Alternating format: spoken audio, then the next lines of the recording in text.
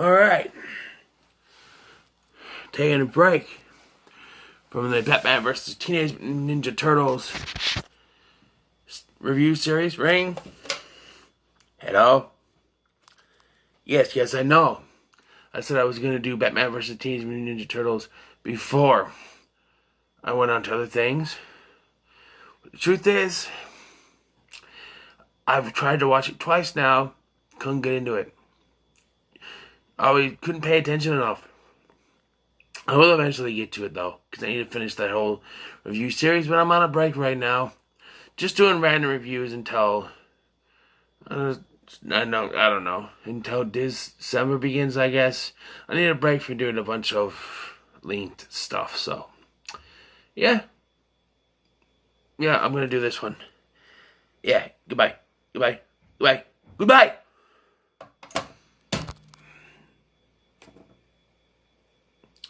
So we are talking about Break, starring Stephen Dorff from 2012. It's an IFC film. It's a thriller. It's a bottle thriller because it takes place almost entirely inside the trunk of a car.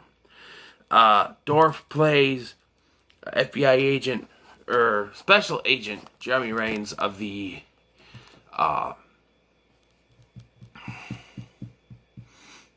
U.S. Secret Service. And these terrorists have kidnapped him to try to find the location of Roulette, which is a place where they house the president when there's a national emergency. First thing I want to say is Stephen Dorff, why doesn't he do more mainstream films? I've seen him in four things. There was this, Blade, The Gate when he was real little, and then SWF, which is short for So Fucking What. And it's just one that it was on one of those. The channel was called This. That channel, I only saw part of it, but I thought he was alright in that too. Stephen Dorff needs to do more movie stuff because he doesn't. He really doesn't do much, you know. He is great in this. You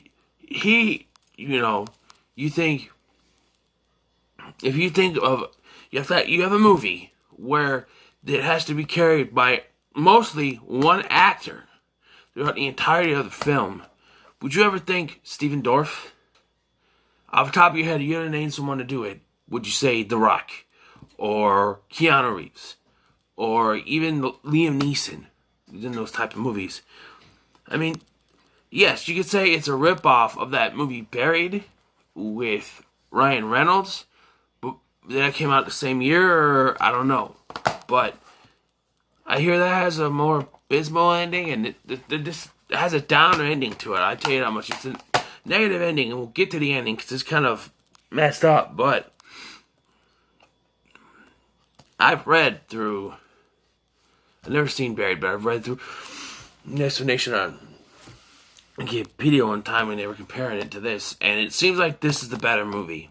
No offense to Ryan Reynolds, I absolutely love him and everything he does, but this seems to be the better movie. Jeremy Raines is being questioned by these terrorists to try to find Roulette. Yeah, it's a good location, and it changes every so once in a while, so it can't be found. You know, and he's the only one that has the location of it. There are some problems with it, though. Throughout the film, he gets tortured by these people.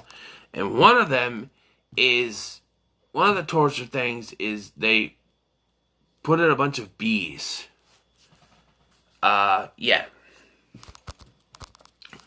And, I mean, tell you, the one thing I thought of as soon as the bees started coming is I pictured Nicolas Cage going, "Not the bees! Not the bees!" And you know what I think about it? This seems the kind of movie that Nicolas Cage would do nowadays, you know what I mean? My name is FBI Agent Raines. Or Secret Service Agent, Special Agent Raines. Not the bees! Not the bees! We can sit here and we can talk. Or you can let me out of the goddamn trunk! It would work, right? I mean, tell me that wouldn't work. I should do Con Air next. Oh no, I have a movie I want to do next, but I've been regretting it.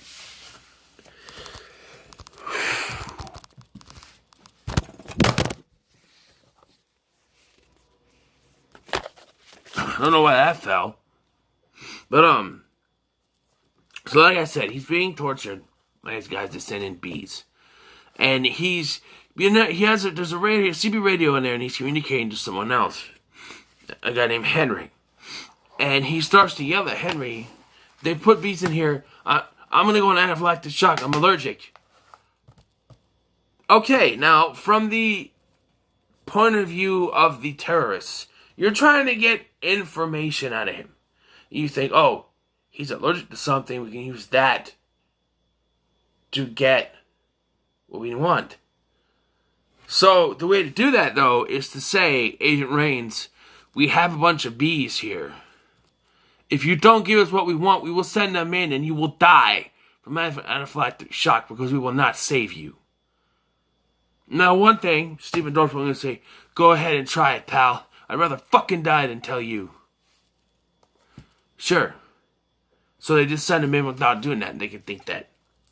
But then again, if he dies, if they don't warn him first, and they send the bees in, and they, and he dies, they're not going to get their information. Well, they end up, hitting him with the thing to stop his shock, the EpiPen or whatever it is. And I was sitting there after the whole thing, I'm like, what was the point of that then? He can't tell you anything, he was going into shock. You hit him with the thing and I don't know. There's also many points in this film. There's a couple points in this film where they're stopped. They're stopped by cops at one point, and I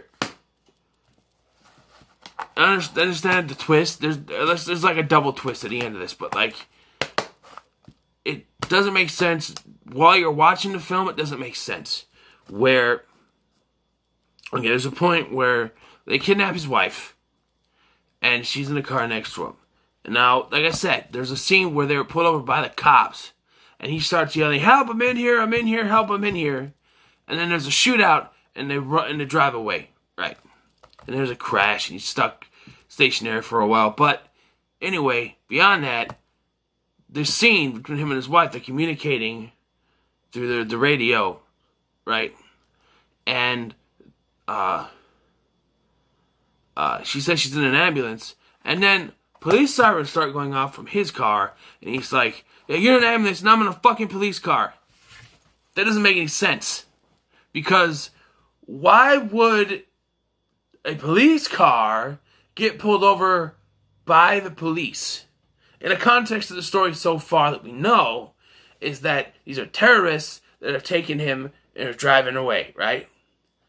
Why would a cop car, if they are disguising themselves as a cop car to get through traffic, why would the police stop another cop car? It seemed like they were driving too fast, and that's why they stopped him or something. But why? Why is my Hellraiser collection out? Why? Sorry, I just noticed that. Why would they stop a cop car? Why? It doesn't make any sense. And with the twist, the double twist, it gets confusing. I really like this movie. I'm going to give it a good grade. But there is some confusing stuff in this. Once you find out where it's going, it's supposed to make sense. Oh, they weren't thinking logically, and it's just all supposed to be this and this. But then you think, no, wait a minute. Then things don't add up. Eventually, it does come to a head when he finds out that that more than him has just been kidnapped, and they're car bombs.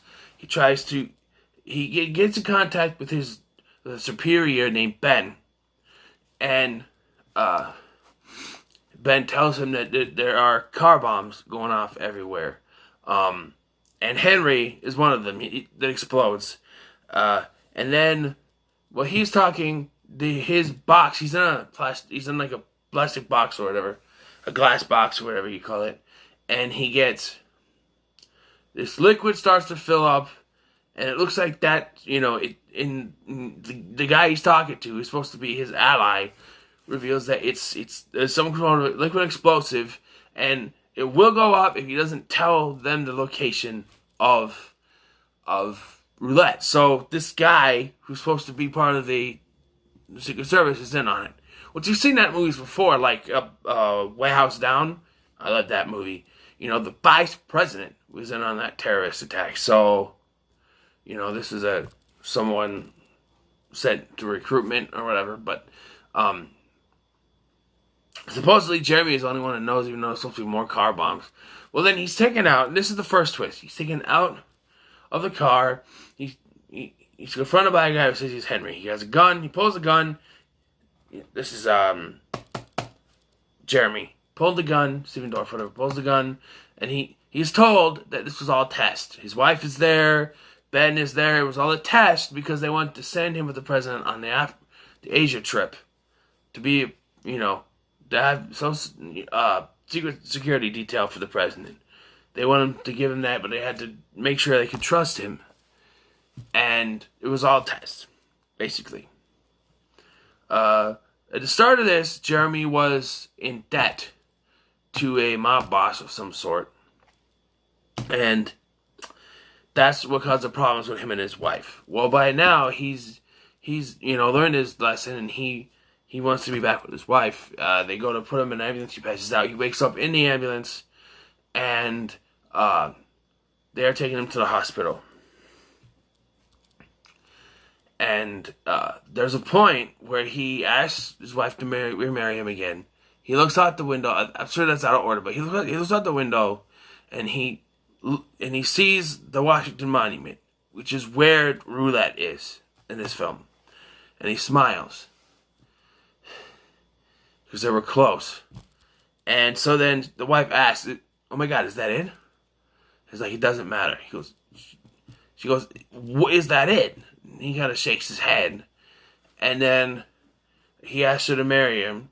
Again, says yes, they embrace. But when she comes back, he's handcuffed to the thing. And she puts a headpiece on and says, "Did you get that?" This is the second twist. "Yeah, we got it. Cancel the ER." So, the first twist was that it was all a test. But then that's cut in half. That is totally cut away by the second twist, revealing that there really is terrorists. Saying it was a test was to get him to lower his guard.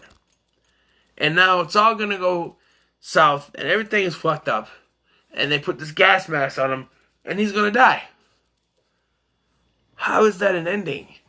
Now, let's go back to the first twist, when people were supposed to assume it was just a test.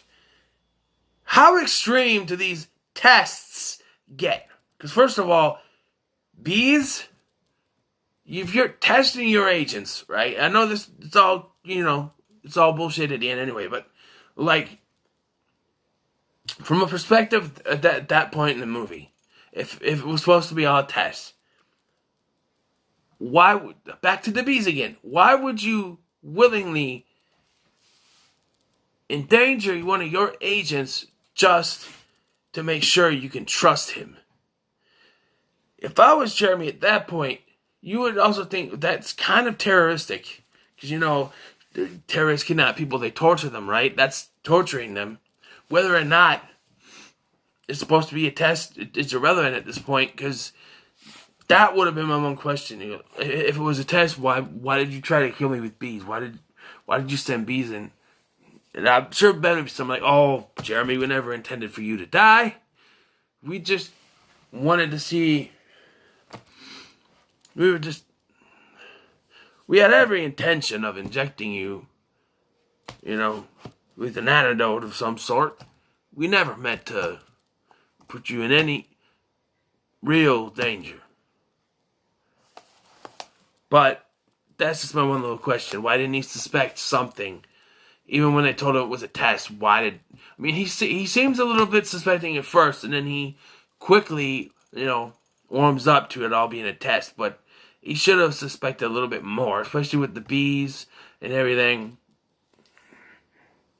But anyway, this movie's pretty good. I'm gonna give it a 7 out of 10 because it's a decent film, but there are some inconsistencies that make it kind of hard for me to rate it any higher.